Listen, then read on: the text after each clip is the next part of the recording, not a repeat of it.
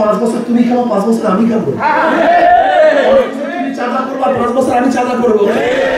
5 বছর তুমি লুট করো, 5 বছর আমি লুট করবো। হবে না, হবে ইনশাআল্লাহ। এদেশে মানুষ জীবন দিয়েছে, রক্ত দিয়েছে। আপনারা কোথায় ছিলেন? কোথায় ছিলেন? যখন আপনারা রাস্তায় ছিলেন না, তখন আমরা রাস্তায় ছিলাম। যখন আমরা আনন্দ করতেছিলাম, তখন আমরা রক্ত ঝরাই দিয়েছিলাম। যখন এসির মধ্যে আরাম করতেছিলাম, তখন আমরা ঘাম ঝরাচ্ছিলাম।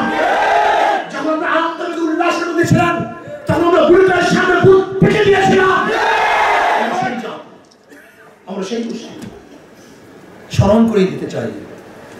যদি রক্ত নিয়ে কেউ সিনেমা খেলতে চান, জীবন নিয়ে কেউ খেলতে চান, বাংলাদেশের মানুষ আগে কাউকে রক্ষা করে নেই, কাউর সামনে মাথা নত করে নেই।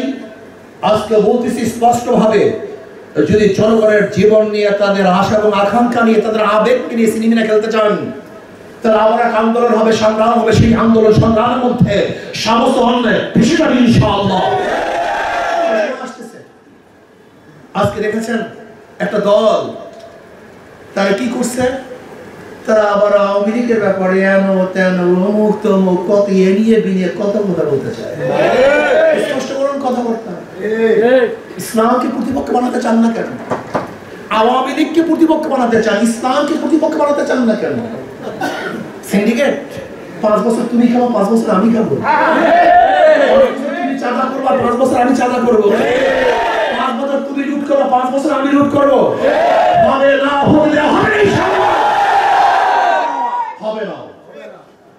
মানুষ জাগ্রত হয়েছে, মানুষ সচেতন হয়েছে, মানুষ আর গোলামের জিন্দেগি করতে চায় না, গোলামের জিন্দেগি আবদ্ধ থাকতে চায় না, মানুষ স্বাধীনতা লাভ করতে চায়। বাংলাদেশের কোনো চাঁদাবাজি চলবে না, দুর্নীতি চলবে না, অবৈধ কোনো কাজ বাংলাদেশে চলতে দেওয়া হবে না ইনশাআল্লাহ। সচেতন থাকুন। সিন্ডিকেট বন্ধ করতে হবে, সিন্ডিকেট দূর করতে হবে।